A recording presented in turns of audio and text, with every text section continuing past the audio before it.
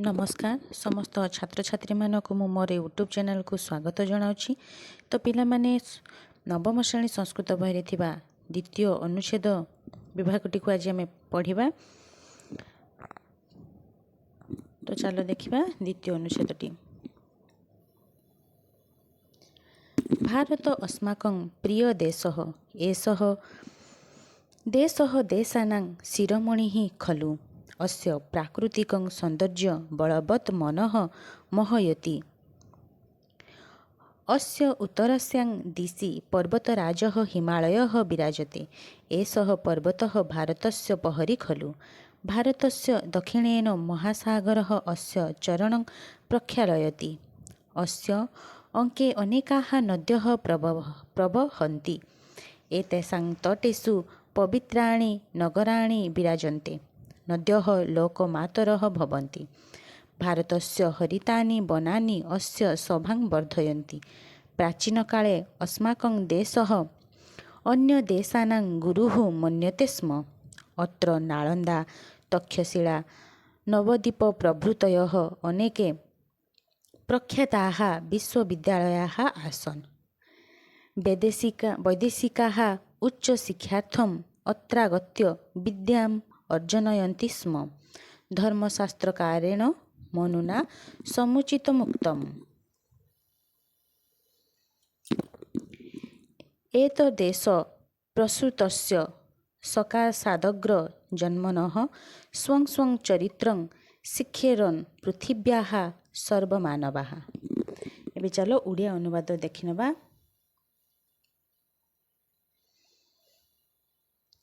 भारत अस्माकं प्रिय देशः भारत आम्भमानकर प्रिय देश। एषः देशः देशानां शिरोमणिः खलु। एही देश देशमानक मध्यरे निश्चय श्रेष्ठ। शिरोमणि श्रेष्ठ। अस्य प्राकृतिकं सौन्दर्य बलवत् मनः मोहयति। एहार प्राकृतिक सौन्दर्य मनकु मुग्ध करे। अस्य उत्तरस्यां दिशि पर्वतराजः हिमालयः विराजते। एहार उत्तर दिगरे पर्वतराजा हिमालय अवस्थित। एषः पर्वतः भारतस्य प्रहरी खलु। एही पर्वत भारतर जगुआली अटे। भारतस्य दक्षिणेन महासागरः अस्य चरणं प्रक्षालयति। भारतर दक्षिण दिगरे महासागर एहार पादकु धोई दिए। अस्य अंके अनेकाः नद्यः प्रवहन्ति। एहार कଳରେ बहुत नदी बहुछन्ति। एतेषां तटेषु पवित्राणि नगराणि विराजन्ते। एतेषां तटेषु पवित्राणि नगराणि विराजन्ते। एमानଙ୍କର कूलगुड़िकरे पवित्र सहरगुड़िक विराजमान अटे।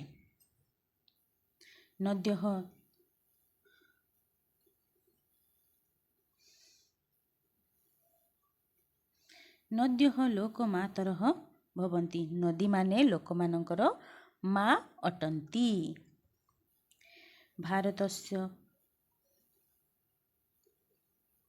भारतस्य हरितानि वनानि अस्य शोभां वर्धयन्ति। भारतर सबुज वनगुड़िक एहार शोभा वर्धन करन्ति। प्राचीन काले अस्माकं देशः अन्य देशानां गुरुः मन्यते स्म। प्राचीन काले आम देशकु अन्य देश माने गुरु मानुथिले। अत्र नालन्दा तक्षशिला नवद्वीप प्रभृतयः अनेके प्रख्याताः विश्वविद्यालयाः आसन्। एठारे नालन्दा तक्षशिला नवद्वीप प्रभृति प्रसिद्ध विश्वविद्यालय गुड़िक थिला। वैदेशिकाः उच्च शिक्षार्थम् अत्रागत्य विद्यामर्जयन्ति स्म। देश विदेशी माने उच्च शिक्षा पाई एठाकु आसी विद्या अर्जन करुथिले। धर्मशास्त्रकारेण मनुना समुचितोक्तम्। धर्मशास्त्रविद उचित कथा कहिछन्ति। କ'ଣ କହିଛନ୍ତି? ଏତ ଦେଶ ପ୍ରସୃତସ୍ୟ ସକାଶାଦଗ୍ର ଜନ୍ମନଃ ସ୍ୱଂ ସ୍ୱଂ ଚରିତ୍ର ଶିକ୍ଷରନ୍ ପୃଥିବ୍ୟାଃ ସର୍ବମାନବାଃ, ମାନେ ପୃଥିବୀ ପୃଷ୍ଠରେ ଥିବା ସମସ୍ତ ମନୁଷ୍ୟ ଏହି ଦେଶରେ ଜାତ ବ୍ରାହ୍ମଣଙ୍କ ନିକଟରୁ ନିଜ ନିଜର ଆଚରଣ ଶିକ୍ଷା କରିବା ଉଚିତ। ଚାଲ ଏଥିରେ କେତେ ସନ୍ଧି ବିଚ୍ଛେଦ ଅଛି ସେଗୁଡ଼ିକ ଦେଖିନେବା। ଚାଲ ଦେଖିବା। ବିଦ୍ୟାମ୍ ଅର୍ଜୟନ୍ତି, ବିଦ୍ୟାଂ ଯୁକ୍ତ ଅର୍ଜୟନ୍ତି। ତାପରେ ଦେଖିବା ସମୁଚିତ ସମୁଚିତମ୍ ଯୁକ୍ତ ଉକ୍ତମ୍। ତାପରେ ଏତଦ୍ଦେଶ ଏତତ୍ ଯୁକ୍ତ ଦେଶ ସକାଶାଦଗ୍ରଜ ଜନ୍ମନଃ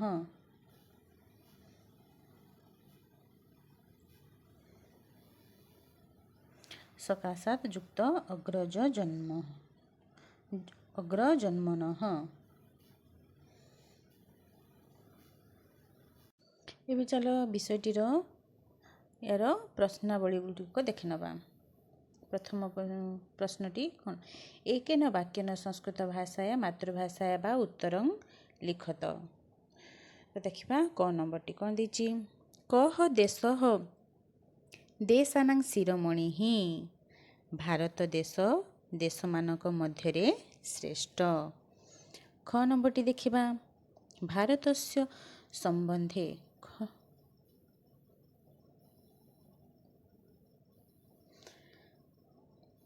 ଖ ନମ୍ବରଟି ଦେଖିବା। ଭାରତସ୍ୟ ସମ୍ବନ୍ଧେ ଧର୍ମଶାସ୍ତ୍ରକାରେଣ ମନୁନା କିମ୍ ଉକ୍ତମ୍। ଭାରତସ୍ୟ ସମ୍ବନ୍ଧେ ଧର୍ମଶାସ୍ତ୍ରକାରେଣ ମନୁନା ଉକ୍ତମ୍।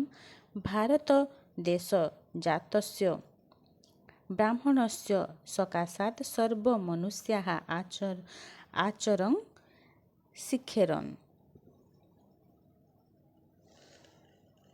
ଏହାର ଓଡ଼ିଆରେ କ'ଣ ହେବ ନା, ଭାରତ ସମ୍ପର୍କରେ ଧର୍ମଶାସ୍ତ୍ରବିଦ୍ ମନୁ କହିଛନ୍ତି, ଦେଶରେ ଜାତ ବ୍ରାହ୍ମଣଙ୍କ ନିକଟରୁ ପୃଥିବୀର ସବୁ ଲୋକ ଆଚରଣ ଶିକ୍ଷା କରିବା ଉଚିତ। ଏବେ ଗ ନମ୍ବରଟି ଦେଖିବା। ଭାରତବର୍ଷେ କେ ପ୍ରାଚୀନାଃ ବିଶ୍ୱବିଦ୍ୟାଳୟାଃ ଆସନ୍।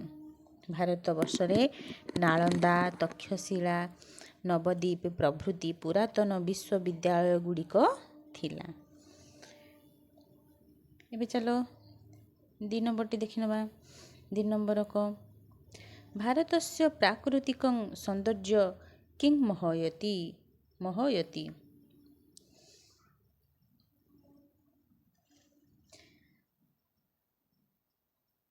ଭାରତସ୍ୟ ପ୍ରାକୃତିକଂ ସୌନ୍ଦର୍ଯ୍ୟ କିଂ ମୋହୟତି।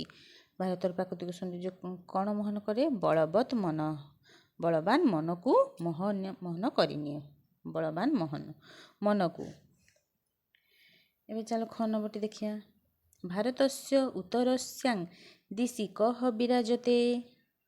ହିମାଳୟଃ ବିରାଜତେ। ଏବେ ଗ ନମ୍ବରଟି ଦେଖିବା।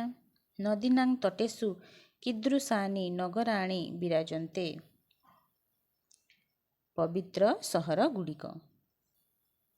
ଏବେ ଘଟି ଦେଖିବା। କାହା ଲୋକମାତରଃ ଭବନ୍ତି। ନଦୀମାନେ। ତ ଦ୍ୱିତୀୟ ଅନୁଚ୍ଛେଦଟି ସରିଗଲା। ତ ପିଲାମାନେ ଯଦି ଭିଡ଼ିଓଟି ଭଲ ଲାଗିଥିବ ତ ଭିଡ଼ିଓଟିକୁ ଲାଇକ୍ ଏବଂ ସବସ୍କ୍ରାଇବ୍ କରିଦେବ ଏବଂ ସାଙ୍ଗମାନଙ୍କ ସହିତ ସେୟାର କରିଦେବ।